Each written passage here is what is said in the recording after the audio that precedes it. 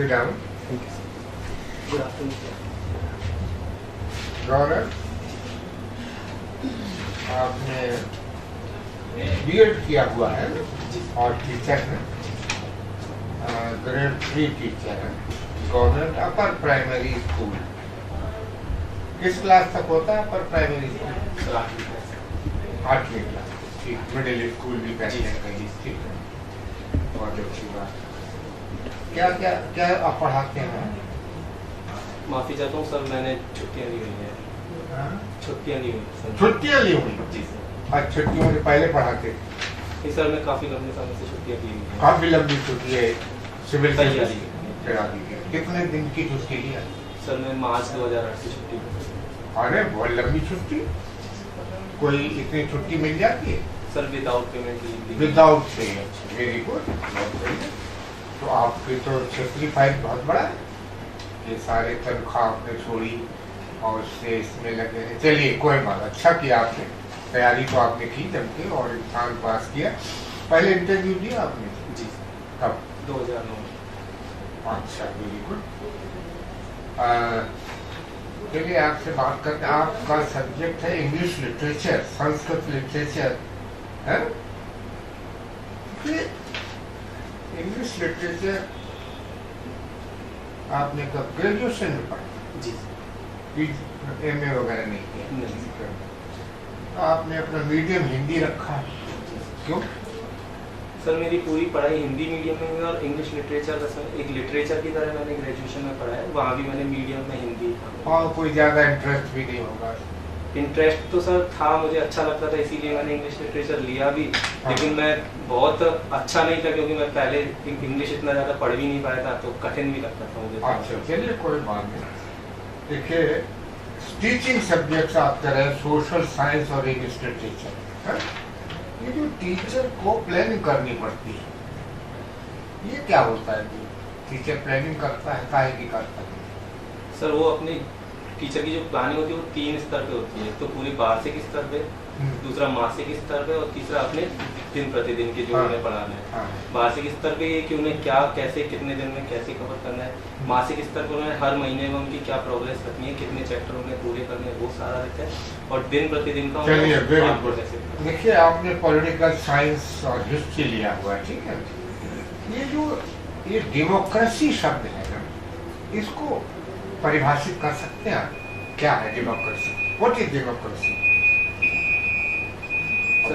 सामान्य रूप में लोकतंत्र एक ऐसी व्यवस्था है जहाँ पे आम जनता शासन में प्रत्यक्ष रूप से या अप्रत्यक्ष रूप से स्वयं भागीदार हो, जनता अपने बारे में निर्णय लेने में स्वतंत्र हो, जहाँ समाज के सारे लोग आर्थिक, सामाजिक और राजनीतिक दृष्टि से समान माने जाते हैं, वो डेमोक्रेसी। वो एक बड़ी कहावत कही जाती है डेमोक्रेसी के बारे में, आपको पता है? जी सर। क्या?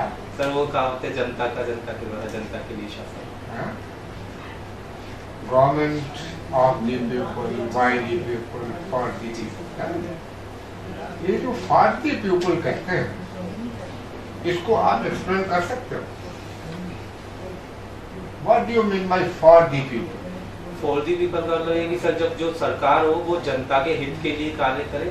सरकार अपने निजी उद्देश्यों को ध्यान में न रखते हुए सरकार जनता के सामाजिक, आर्थिक और राजनीतिक कल्याण के लिए कार्य करे, वो फॉर। इलेक्टोरल रोल्स है ना, इसके बारे में बताइए क्या? इलेक्टोरल रोल नहीं, कुछ आइडिया नहीं। चलिए कोई बात नहीं। How a man can obtain citizenship in India? What are the rules, you know? बताइए। Sir there are many ways by which one can get Indian citizenship. One is by birth. Second is if his or her mother or father is an Indian, then he is entitled to be named.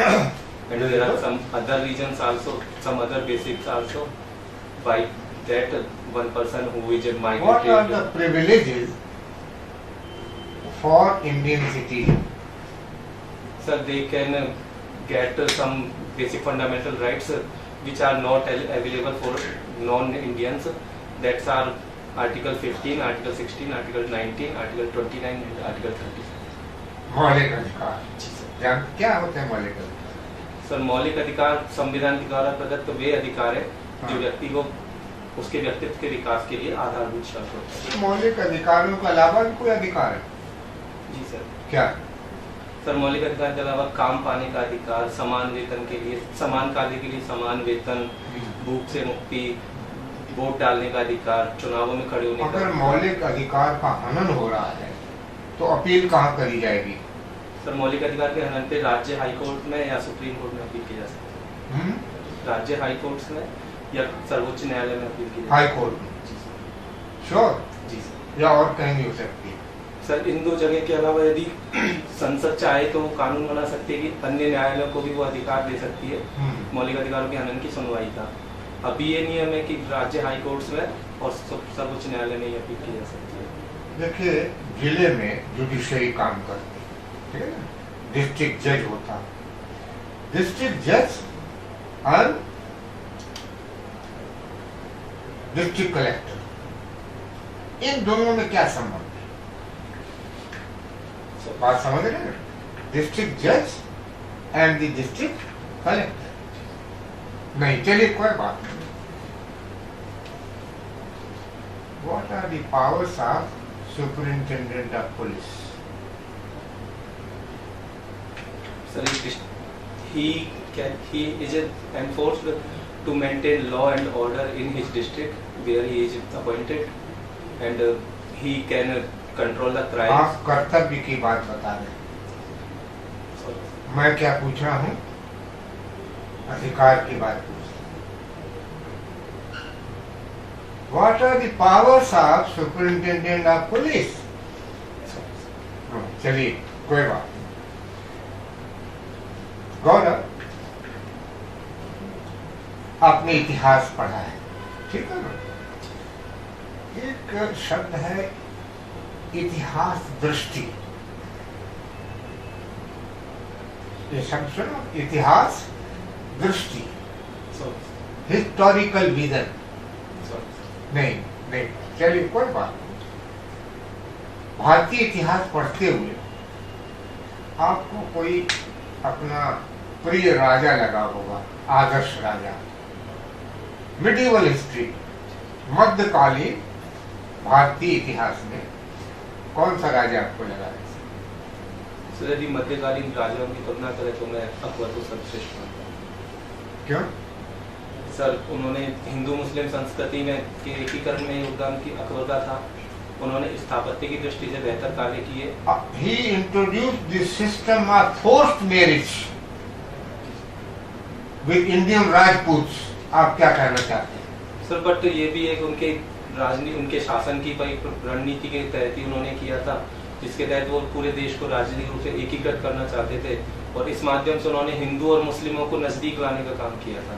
मैं कह रहा हूँ forced marriages. Sir force marriages थी, लेकिन वो राजाओं की सहमति से थी। उन राजाओं ने अपनी बेटियां या अपनी बहनों की शादी की, उस अर्थ में वो फोर्स मैरिज थी। लेकिन अकबर, महाराणा प्रताप जैसे जो शासक थे, यदि वो फोर्स मैरिज होती थी, लेकिन उनको तो नहीं झुका पाया। चलिए ठीक है। देखिए, आपने राजपूत इतिहास पढ़ा है ना? एक नाम आता है राजपूत इतिहास में, महाराणा सांगा। इसके बारे में क्या जानते हैं? महाराणा सांगा सर, उनका खानवा के युद्ध में इन्होंने बाबर के साथ युद्ध लड़ा था और उस युद्ध के बाद ही माना जाता है कि मुगल साम्राज्य की स्थापना को आधारभूत स्तंभ या मजबूती मिली थी भारत में स्थापना की। What was the cause of failure of Shivaji? Shivaji के असफल होने का कारण क्या है? सर मैं नहीं मानता शिवाजी असफल हुए थे। शिवाजी ने अपने एक स्वतंत्र राज्य की स्थापना की। इसके अलावा उन्होंने मराठाओं को एक ऐसी वो शक्ति दी जिससे मराठा लगातार संघर्ष करते रहे, और देखा जाए तो शिवाजी के साथ संघर्ष में औरंगजेब असफल था, न कि शिवाजी असफल नहीं हुआ। चलिए, महाराणा प्रताप सफल हुए, असफल हुए?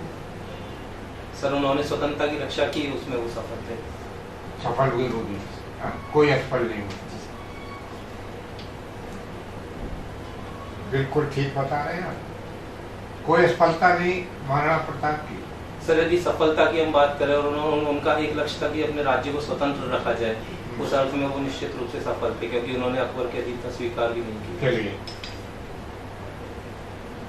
हम आपसे थोड़ा और गहराई से सवाल पूछे। सवाल मेरा ये है कि आज के प्रशासक की गुणात्मकता, ठीक है ना, और मध्यकालीन प्रशासक की गुणात्मकता, इनमें दोनों में क्या अंतर लगता है? What is the difference between the administrative qualities of modern administrator and the medieval administrator in India?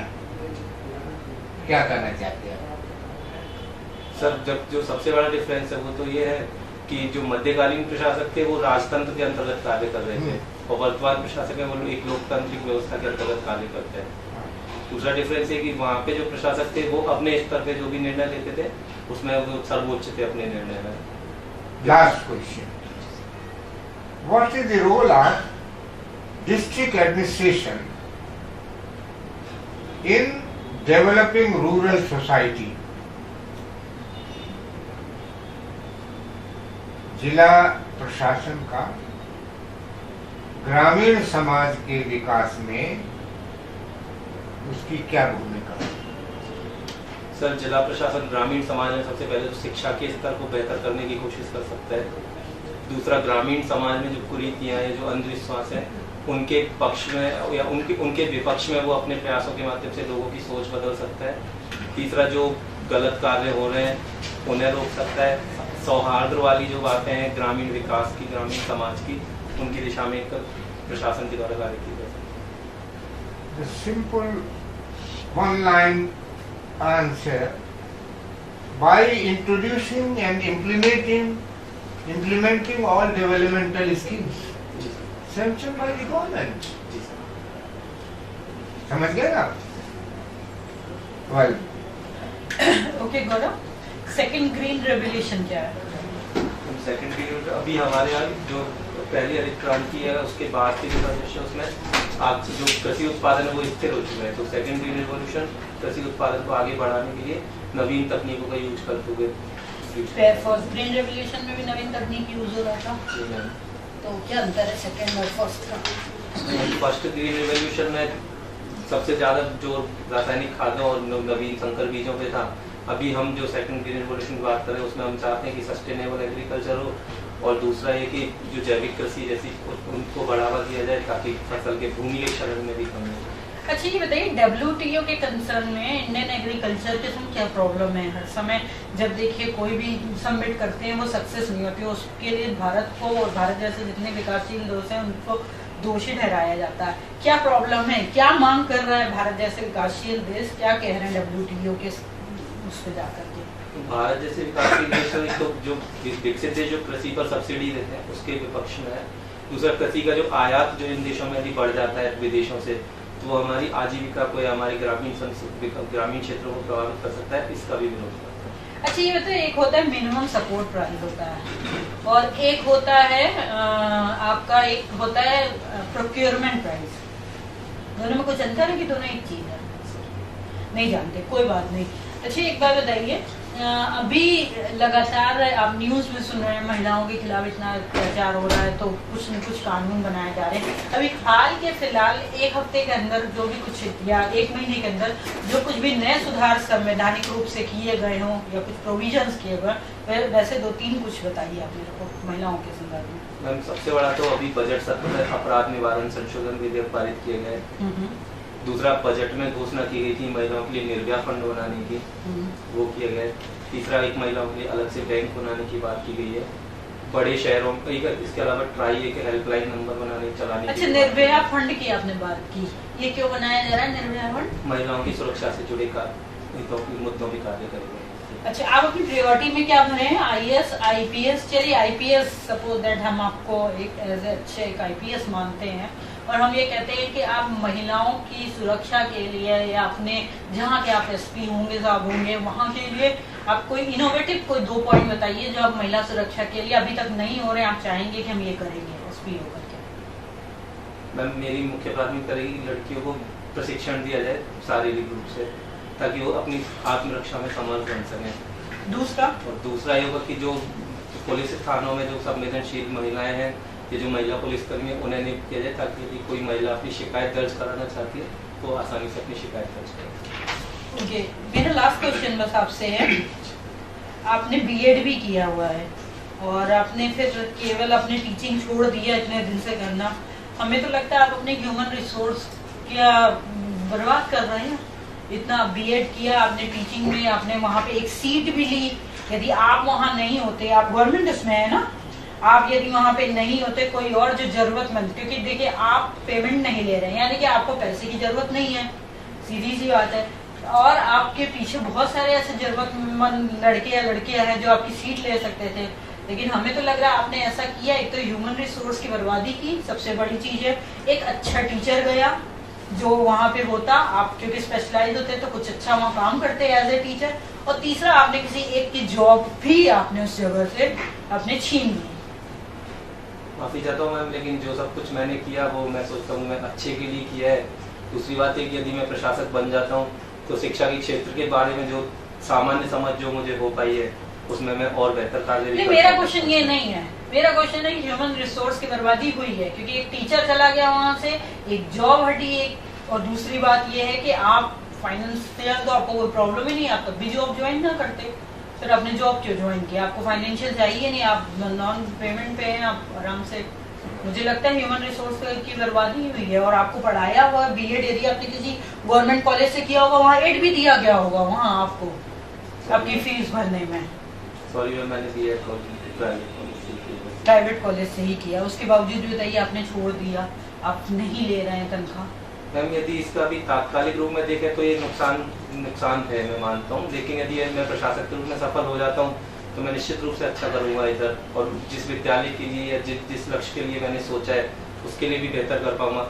और यदि दुर्भाग्य से मेरा यहाँ नहीं हो पाता है तो इस दौरान जो कुछ मैंने सीखा है उसे मैं शिक्षण में अनुभव दोबारा प्रयोग करूँगा तो और वहाँ भी बेहतर कर लूँगा। Thank you sir.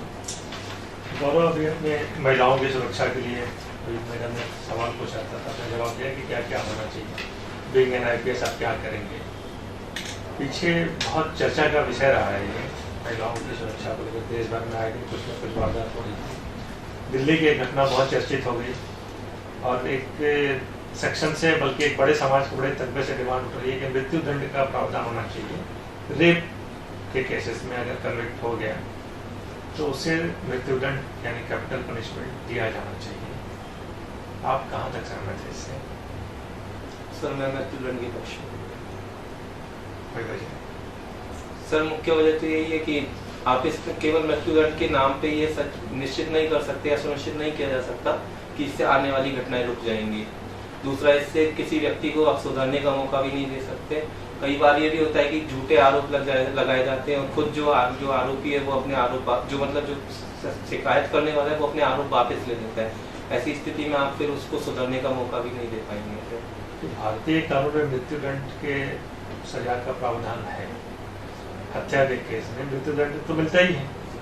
तो जो आप कह रहे हैं कि उससे उसे सुधरने का मौका नहीं मिलेगा, तो एक रेपिस्ट को अगर हम सुधरने का मौका दे रहे हैं जिसने कि एक व्यक्ति की मानसिक रूप से हत्या कर दी है, सामाजिक हत्या कर दी है, सिर्फ वो फिजिकल रूप में वो बंदा जीवित है, जिस लड़की या जिस महिला के साथ ये घटना हुई है वो सिर्फ शारीरिक रूप से जीवित है, बाकी उसकी सामाजिक हत्या हो चुकी है, मानसिक रूप से हत्या हो चुकी है, नैतिक रूप से हत्या हो चुकी है।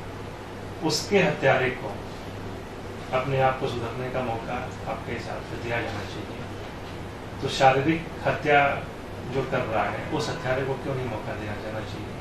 वहाँ पर क्यों मृत्युदंड का प्रावधान है? उसका विरोध कोई क्यों नहीं करता है? सर मैं तो वहाँ भी मृत्युदंड के पक्ष में नहीं हूँ। हत्या पर हत्या किए जाएगी, हम आपको सुधरने का मौका देते रहेंगे। सर लेकिन एक नकारात्मक आधार पे हम ये सोचते हैं कि भविष्य सुधर जाएगा, तो नकारात्मक चीजों को आधार बना के हम कैसे एक सुनिश्चित कर सकते हैं कि भविष्य में हत्या रुक जाएंगी? कानून में जो सजा का प्रावधान होता है उसके दो लक्षण हैं। एक तो जिसने कानून का पालन नहीं किया है, कानून को तोड़ा है, अपराध किया है, उसे सजा मिले। दूसरे, एक समाज में मैसेज जाए, डिटरेंट का काम हो, बाकी लोग वो अपराध ना करें। तो मृत्युदंड का जो प्रावधान किया गया उसके पीछे यही सोच है कि अगर कैपिटल पनिशमेंट के बाद समाज में रहेगी, लोग जानेंगे कि इससे मृत्युदंड मिल सकता है, तो बाकी लोग अपराध करने से रुकेंगे। हो सकता है इससे बहुत सारे अपराधों में से रोक ले एज ए प्रिवेंटिव मेजर। माफ़ी चाहता हूँ सर, लेकिन ये मुझे लगता है एक नकारात्मक माध्यम है ये भविष्य की घटनाओं को रोकने का, और यदि ज़्यादा बेहतर तरीके से हम कहें। मैं एक छोटा सा आपको एग्जांपल देता हूँ। दिल्ली ट्रैफिक पुलिस पहले रेड लाइट चेक करने पर 1000 रुपये का चालान करती थी, उसे घटा के फिर से वापस 100 रुपये कर दिया गया है। जब 1000 रुपये चालान था तो चालान की दर कम हो गई थी, क्योंकि लोग कॉन्शियस हो गए थे, रेड लाइट देखते गाड़ी रोक देते थे, 1000 रुपये ज़्यादा होते हैं। लेकिन अब 100 रुपये हो गए हैं। ये स्टैटिस्ट में बता रहा हूँ, जो आंकड़े कहते हैं कि अब चालान कटने की दर, जब number of challan, number of defaulters बढ़ गए हैं, क्योंकि लोगों को पता है चलो निकल गए तो निकल गए, अगर पकड़ लिया जाए तो 100 रुपये तो लगेंगे, 100 रुपये लेकर निकल लेंगे। तो जो डिटरेंट का काम कर रहा था 1000 रुपये, एक बड़ा जो फाइनेंशियल बर्डन आ रहा था, उसकी वजह से अपराध की दर, डिफॉल्टर की दर कम हो गई थी। यही पॉलिसी क्या रेप या बाकी केसेस में नहीं अपनाना चाहिए? सॉरी सर, मैं उस पक्ष में नहीं हूँ, लेकिन मैं मानता हूँ कि मृत्युदंड से आप भविष्य की घटनाओं को नहीं रोक पाएंगे। सर, ये आपका एक निश्चित मत है, सिर्फ फार्म रिलीफ की होना ही नहीं चाहिए। और सर- गुरु को हमने फांसी दे दी, एक गलती करी। सर गलती तो नहीं कहेंगे उससे कि गलती की है, लेकिन सर मेरा मानना है कि हमने अफजल गुरु को फांसी दे दी, हमने अजमल कसाब को फांसी दे दी, लेकिन फिर भी आतंकी हमले होते ही हैं। इससे पहले सर हम और उनको कितने राष्ट्रपति इंदिरा गांधी और राजीव गांधी के हत्यारों को मृत्युदंड देने की हम बात कर चुके हैं। केवल मृत्युदंड की बात क्यों करें? फिर किसी भी प्रकार का हम देख रहे हैं कि डिटरेंट इफेक्ट नहीं हो रहा है, तो हर प्रकार के दंड को हम समाप्त कर सकते हैं।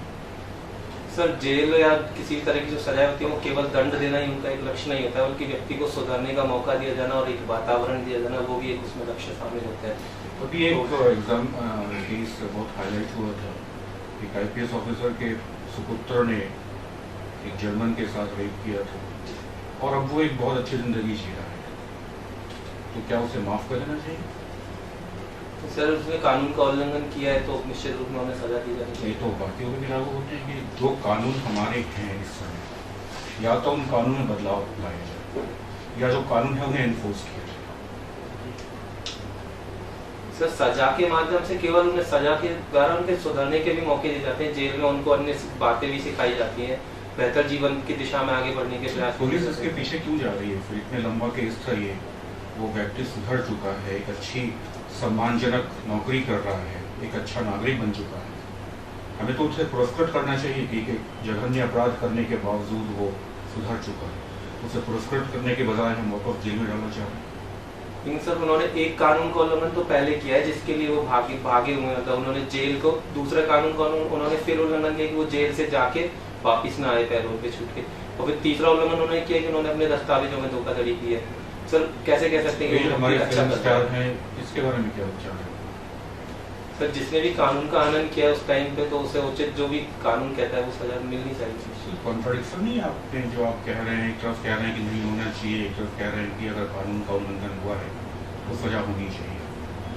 ये क्या नाम है इनका? संजय समथिंग स्टार है, संजय दत्त। क्यों उन्हें सजा होनी चाहिए या नहीं होनी चाहिए? सर सजा होना ना होना केवल आप एक पक्ष में ना देख के उसमें ये देखा जाना चाहिए कि उस व्यक्ति को उस दौरान हम सुधारने का मौका भी दे सकते हैं। तो आप चाहते हैं कि जो रूल ऑफ लॉ है that should not be governed by the laws but by the public opinion? नहीं सर वो लॉ के अकॉर्डिंग होना चाहिए। लॉ के अकॉर्डिंग क्या है? लॉ के अकॉर्डिंग क्या है? Rule of law Sanjay Dutt का केस तो कम से कम आपने सुना ही होगा।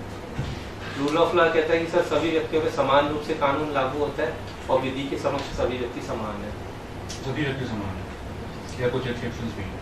सर कुछ केसेस राष्ट्रपति, राज्यपाल जैसे जो बहुत सम्मानित पद हैं उनको कुछ निश्चित केसेस में छूट दी गई है, और सामान्य रूप में सभी व्यक्ति जो विधि। विदेशी राजदूत का क्या मामला था? इटली के राजदूत थे सर वो मैंसिनी, उन्होंने इटली के जो नौसैनिक हत्या के आरोपी हैं उनकी तरफ से उन्होंने जमानत ली थी कि वो वापस लौट के आ जाएंगे मताधिकार के बाद। लेकिन भारतीय विधि जो संरचना है क्या कहती है इस बारे में? Whether they should be tried under the Indian laws or not? Sir यदि उन्होंने भारतीय सीमा क्षेत्र में भारतीय मछुआरों की हत्या की है तो वो इंडियन लॉ के अनुसार ही उनका होना चाहिए। और जो राजदूत हैं क्या उन्हें बाधित करना उचित था? जो सुप्रीम कोर्ट ने किया कि उन्हें देश से बाहर जाने के मना कर दिया, क्या एक उचित निर्णय था? सर निश्चित रूप में जब वो खुद सुप्रीम कोर्ट में एक जमानत की अर्जी दाखिल कर रहे हैं तो भारतीय कानून के अनुसार इसका मतलब है कि वो भारतीय कानून को मानने को तैयार है, तो अब उन्हें इसको पालन करना ही चाहिए। तो ये उनकी स्वेच्छा पे है कि भारतीय कानून को माने या ना माने। सर स्वेच्छा पे उस अर्थ में नहीं है, लेकिन जब आप चाहते कि अपने देश के हितों को अधिकतम सुरक्षित रखना तो आप उस स्तर तक जा सकते हैं। दूसरे स्तर पे राजनीतिक को जो सुरक्षा मिली हुई है वो उन्हें निश्चित रूप से मिलती रहेगी। कौन सा कोई कन्वेंशन था, कुछ इंटरनेशनल कन्वेंशन इसके रिगार्डिंग? वियना कुछ प्रावधान बताइए उसके। सर वियना कन्वेंशन में मुख्य प्रावधान है कि किसी भी राजनयिक को गिरफ्तार नहीं किया जा सकता, उसे उसके मूल देश छोड़ने की आदेश दिया जा सकता है ज़्यादा से ज़्यादा। दूसरा, किसी राज्य किसी देश के दूतावास में स्थानीय पुलिस उनकी अनुमति के बिना प्रवेश नहीं। अभी जो श्रीलंका के अगेंस्ट जीवन में वोटिंग हुई उसमें इंडिया ने क्या स्टैंड लिया? भारत ने सर प्रस्ताव के पक्ष में मतदान किया। आपको लगता है कि जो भारत की अभी तक की विदेश नीति थी ये उससे तारतम्य रखता है? जी सर। इस प्रकार सर एक तो स्वाभाविक रूप से वो श्रीलंका के निजी मामलों में हस्तक्षेप नहीं है, क्योंकि उसमें सारे देशों की बात की गई है जो अपने यहाँ पे नागरिकों के अधिकारों की रक्षा नहीं कर पा रहे। दूसरा, श्रीलंका हमारे पड़ोसी देश है और चाइना का हस्तक्षेप वहाँ पे बढ़ता जाता है यदि हम पीछे हटते हैं तो उस अर्थ में भी हम श्रीलंका में अपने हितों को अधिकतम करने की बात कर रहे हैं, जो हमेशा से हमारी विदेश नीति का लक्ष्य रहा है। दोनों ही कंफ्लिक्ट फिर से है, डुअलिटी है, डायकोटोमी है। किसी भी आपको लगता नहीं कि जो तमिल इशू पे जो हम स्टैंड ले रहे हैं वो हमारे जो कश्मीर इशू पे जो स्टैंड है दोनों में कंफ्लिक्ट है? नहीं सर, मैं किस प्रकार? सर कश्मीरियों में एक तो वो बात नहीं है कि श्रीलंका में तमिल और सिंगली दो तरह के लोग हैं, जहाँ पे सरकार केवल सिंगलियों को अधिकार देने के पक्ष में है, क्योंकि कश्मीरियों में सभी को समान रूप से अधिकार मिलेंगे। मूल बात यहाँ पे ये है कि हमारा स्टैंड रहा है कि हम डोमेस्टिक इश्यूज को इंटरनेशनल इंटरवेंशन से बचाएंगे। कश्मीर के बारे में जो हम कहना चाह रहे हैं कि इंटरनेशनल इशू नहीं बनना चाहिए, और श्रीलंका के बारे में दूसरी बात क्या है, बनना चाहिए। सर डोमेस्टिक वायलेंस उस सेंस में नहीं है। दूसरी बात है कि श्रीलंका में यदि तमिलों के अधिकारों का हनन हो रहा है तो हम मानवाधिकार का समर्थन करते हैं, और तमिल मूल रूप में भारतीय मूल के लोग भी हैं, तो हम उस अर्थ में उनके हस्तक्षेप, हम प्रत्यक्ष हस्तक्षेप कर भी नहीं रहे। हम ये चाहते हैं बस उनके मानवाधिकार सुरक्षित रहें, और इसके लिए हम प्रत्यक्ष हस्तक्षेप ना करके सरकार के स्तर पे ही बातें कर रहे हैं सरकार से कि वो खुद अपने तरफ से उनको वो प्रॉपर साधन उपलब्ध कराए, उन्हें राजनीतिक सशक्ति को उपलब्ध भी करें। भारत पाकिस्तान जो संबंध किस तौर से गुजरता है इसमें हमारा क्या रोल होना चाहिए? सर सामान्य रूप में सरकार के स्तरों पे अभी थोड़े से तनाव के दौर हैं, लेकिन आम नागरिकों के मन में ऐसी कोई वो नहीं है कि दोनों देशों के बीच दूरियां बढ़ें। आम नागरिकों के स्तर पे चीजों को सुधारने की कोशिश की जानी चाहिए। ट्रैक टू डिप्लोमेसी को बढ़ावा दिया जाए। क्या है ट्रैक टू डिप्लोमेसी? लोगों के मध्य तालमेल ज्यादा से ज्यादा हो, लोगों की आवाजाही ज्यादा से ज्यादा हो, ताकि सॉरी सर, क्या इसे जो सामान्य डिप्लोमेसी है उसका एक सब्स्टिट्यूट हो सकता है? सर सब्स्टिट्यूट नहीं हो सकता, लेकिन उसके क्या हासिल हुआ है हमें इससे? अमन की आशा अमन का तमाशा बनकर रह गई है। सर ये कह देना कि हो सकता है कि अभी वहाँ पे कोई कुछ वो तत्व प्रभावी है जो ऐसी चीजें नहीं चाहते हैं, लेकिन आम जनता आम धारणा में ये है कि लोग भारत के साथ अच्छे संबंध चाहते हैं। यदि वहाँ लोकतंत्र सशक्त होगा तो निश्चित रूप में ये चीजें लाभ देंगी। आमतौर पे ये आज सरकार भी मान रही है कि कश्मीरी नागरिकों में एक हेरिटेशन की भावना बहुत बढ़ चुकी है। वो अलग राज्य चाहते हैं या पाकिस्तान के साथ विलय चाहते हैं, तो क्या ये इस जनतांत्रिक भावना का हमें आदर नहीं करना चाहिए? सर सामान्य रूप में देखें तो अलग राज्य की मांग कुछ अलगाववादी जो नेता है वो ही कर रहे हैं। जहाँ तक लगातार प्रत्यक्ष चुनावों की बात है, चुनावों में भागीदारी की बात है, तो उससे तो ऐसा स्पष्ट नहीं होता कि लोग भारत से अलग होना चाहते हैं। ऐसा नहीं होता। ठीक है, आप कहते हैं तो मान लेते हैं। वैसे आपने पॉलिटिकल साइंस में विधि का शासन बहुत महत्वपूर्ण बिंदु है, पढ़ा होगा, कुछ बताइए उसके बारे में।